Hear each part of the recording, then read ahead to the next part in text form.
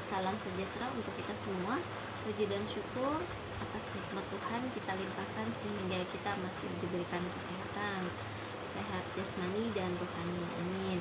Semoga kalian semua di sana sehat-sehat semua dan masih bisa belajar dimanapun dan dari manapun Anda berada. Baiklah, perkenalkan, saya selaku mahasiswi Unindra. Perkenalkan, nama saya Novianti, NPM 2121540. Saat ini saya sedang menjalani program studi Bahasa Indonesia semester kedua. Kepada yang terhormat Bapak dosen kami, Bapak As'ad Arifin, STHI, MPD, serta Bapak dan Ibu yang saya hormati. Ya, saya sangat senang dapat kesempatan untuk bisa menjelaskan materi yang saya pahami sedikit-sedikit. Baiklah, sebelum mengawali pembahasan kali ini, marilah kita sedikit ada penggambaran apa saja yang akan saya jelaskan kali ini. Mari kita lihat.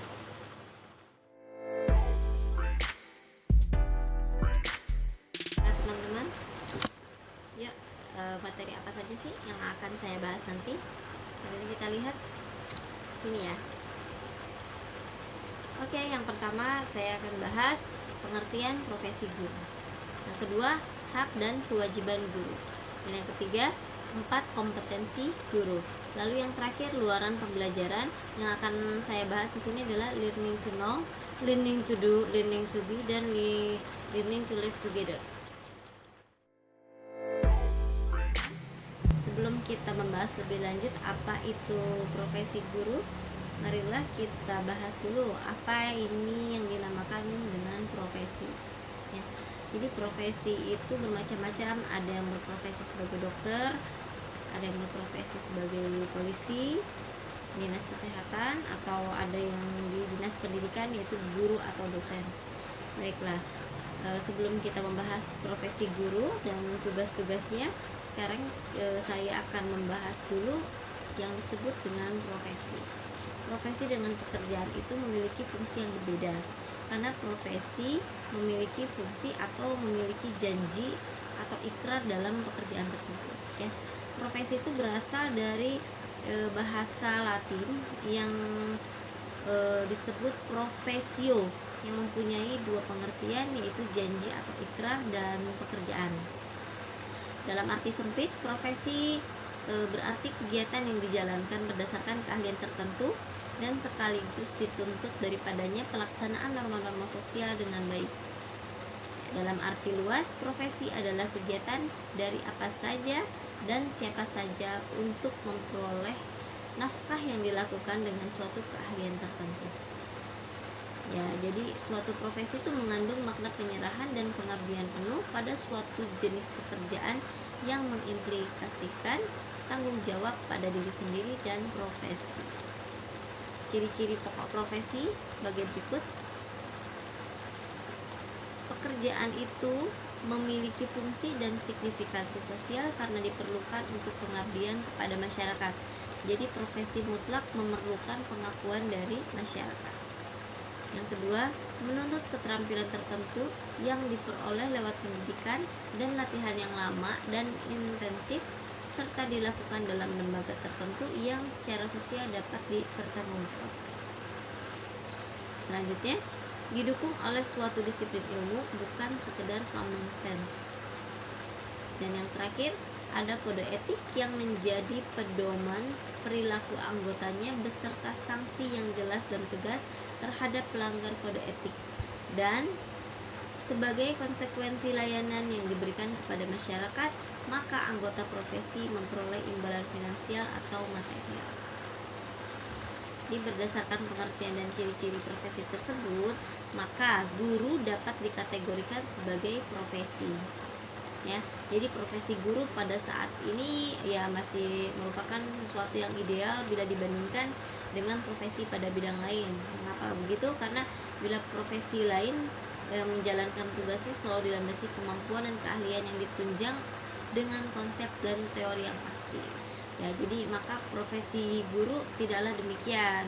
Ya, jadi dari kenakalan antara satu murid dengan dan yang lainnya itu memerlukan penanganan yang berbeda. Nah, jadi disebut profesional.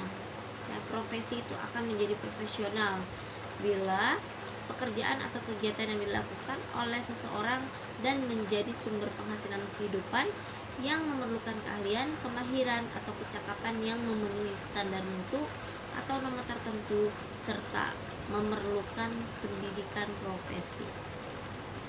Guru merupakan keterampilan profesional yang untuk menyandang profesi tersebut harus menempuh jenjang pendidikan tinggi pada program studi kependidikan. Program yang profesional atau pekerjaan yang profesional adalah pekerjaan yang hanya dapat dilakukan mereka yang khusus dipersiapkan untuk itu dan bukan pekerjaan yang dikerjakan oleh mereka yang karena tidak dapat memperoleh pekerjaan lain. Nah, dan di sini ada prinsip-prinsip guru. Prinsip guru, profesi guru itu merupakan bidang pekerjaan khusus yang dilaksanakan berdasarkan prinsip-prinsip, yaitu memiliki yang pertama, bakat, minat, panggilan jiwa, dan idealisme. Yang kedua, komitmen untuk meningkatkan mutu pendidikan, keimanan, ketakwaan, dan akhlak yang mulia. Yang ketiga, kualifikasi akademik dan latar belakang pendidikan sesuai dengan bidang tugas. Kompetensi yang diperlukan sesuai dengan bidang tugas, tanggung jawab atas pelaksanaan tugas keprofesionalan, penghasilan yang ditentukan sesuai dengan prestasi kerja, kesempatan untuk mengembangkan keprofesionalan secara berkelanjutan dengan belajar sepanjang hayat, jaminan perlindungan hukum dalam melaksanakan tugas keprofesionalan, dan yang terakhir, organisasi profesi yang mempunyai kewenangan mengatur hal-hal yang berkaitan dengan tugas keprofesionalan guru. Baiklah, itu poin yang pertama.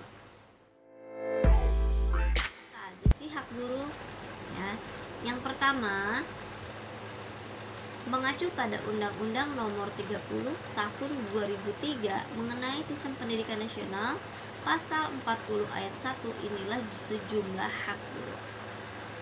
Yang pertama, mendapatkan penghasilan dan jaminan kesejahteraan sosial yang layak dan memadai, mendapatkan penghargaan sesuai tugas serta prestasi kerja, mendapatkan pembinaan karir sesuai tuntutan pengembangan kualitas, mendapatkan perlindungan hukum saat bertugas, dan hak akan hasil kekayaan intelektual, mendapatkan kesempatan memakai prasarana, sarana, serta fasilitas pendidikan sebagai pendukung kelancaran saat bertugas.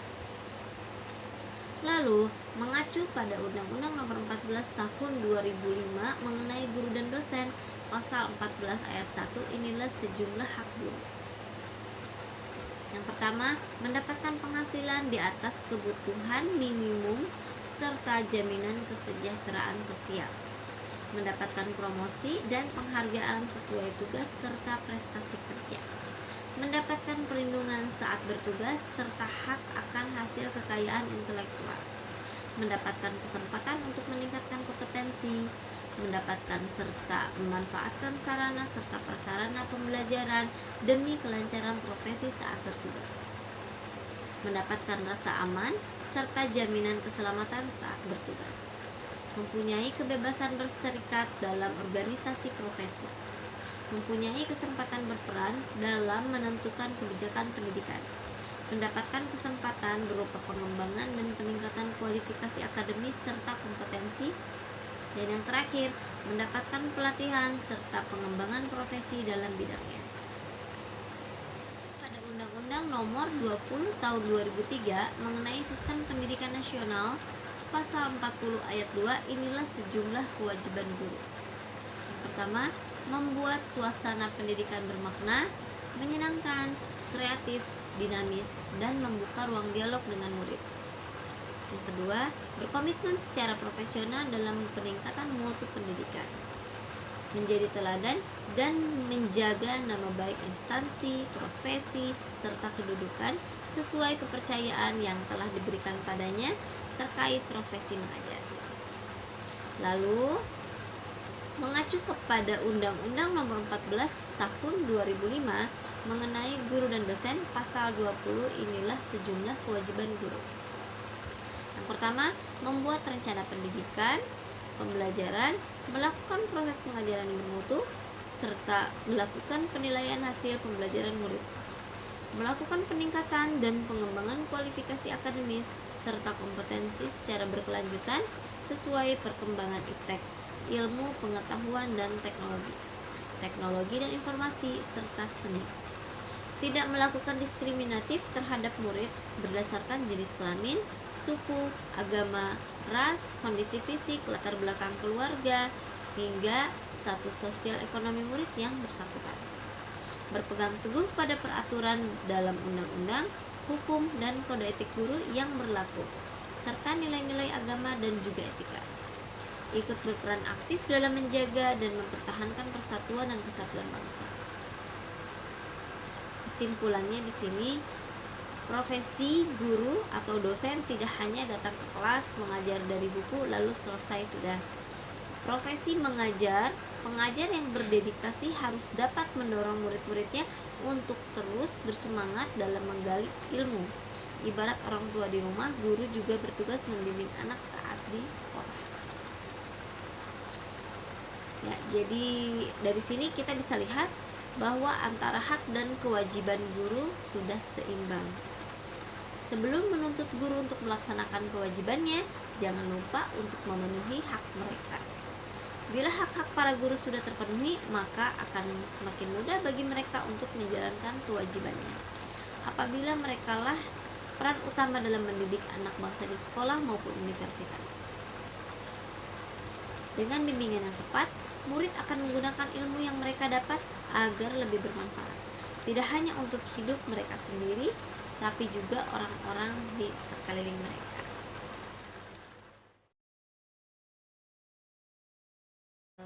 Seorang guru bisa disebut profesional, ya.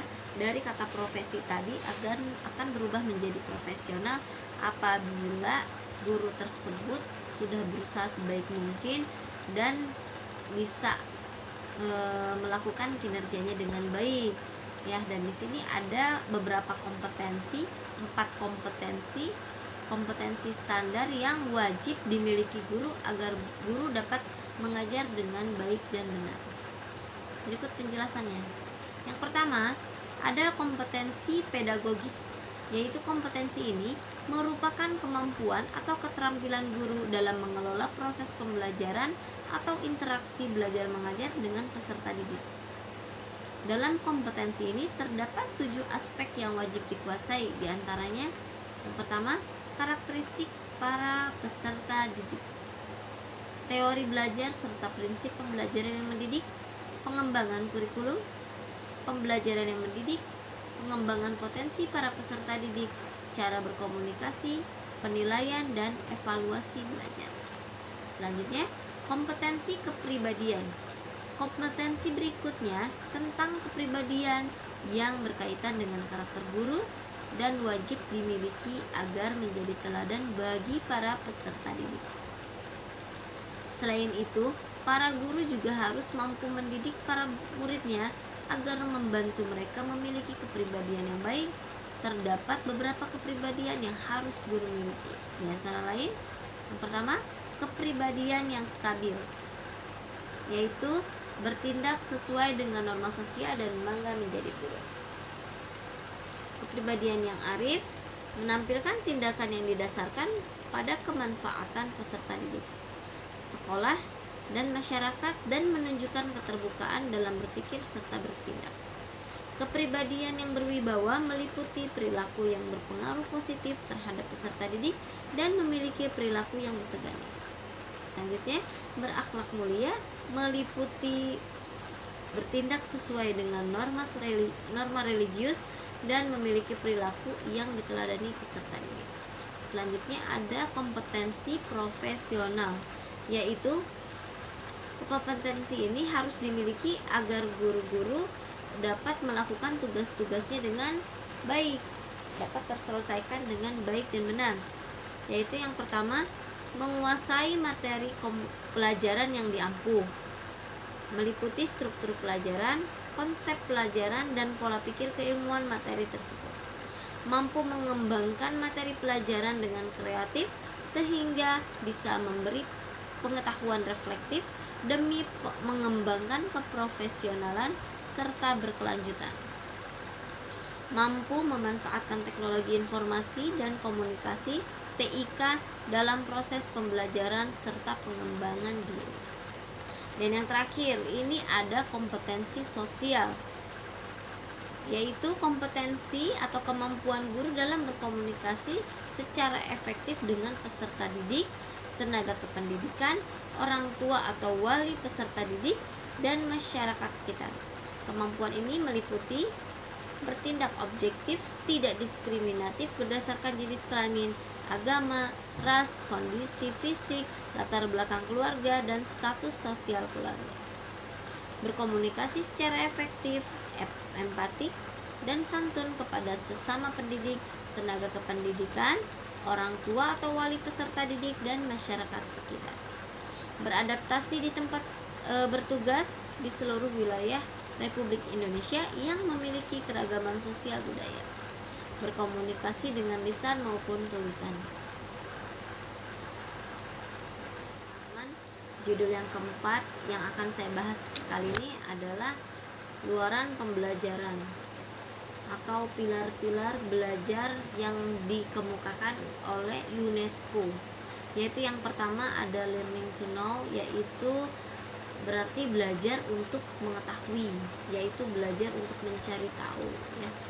Yang kedua ada learning to do, yaitu pilar kedua ini yaitu belajar untuk melakukan sesuatu. Jadi peserta didik itu harus belajar untuk mengaplikasikan pengetahuan di dunia kerja, misalnya bisa mengembangkan, misalnya bisa belajar atau berinovasi berbagai pemikiran kreatif yang akan dia transformasikan menjadi sebuah perlakuan yang inovatif, ya, untuk meningkatkan kualitas hidup. Oke, yang ketiga ada learning to live together, yaitu berarti belajar untuk dapat hidup bersama dengan orang lain, ya. Dalam kaitannya berarti belajar ini yaitu berkaitan dengan keterampilan untuk dapat berkomunikasi atau berkolaborasi dengan orang lain. Jadi berkolaborasi atau mungkin belajar berkelompok seperti itu agar mencapai target pribadi, ya, agar mencapai target pribadi maupun target bersama. Baiklah, jadi itu ya, learning to live together. Jadi fungsinya belajar bersama orang lain itu fungsinya yaitu menjadi saling menghargai perbedaan, ya, dan bisa mengetahui mana yang lebih baik, jadi diskusi. Selanjutnya ada learning to be, yaitu pilar yang keempat ini yaitu dapat diartikan menjadi belajar untuk menjadi, ya. Kata menjadi ini seolah-olah kan menggantung di akhir kalimat, dan di sini berarti mengacu kepada hakikat pendidikan sebagai upaya memanusiakan manusia. Ini dalam hal ini bagaimana melalui pendidikan seseorang dapat belajar untuk menjadi manusia-manusia yang memiliki harkat dan martabat sebagai manusia, ya. Jadi untuk ciri khasnya masing-masing, ya, itu bisa disadari secara utuh bahwa ia dapat mengembangkan seluruh kemampuannya dengan bertolak dari akal dan budi yang dibekali oleh Sang Pencipta. Baiklah teman-teman, sampai di sini materi yang sudah saya sampaikan. Semoga bermanfaat untuk teman-teman semua. Baiklah. Wassalamualaikum warahmatullahi wabarakatuh.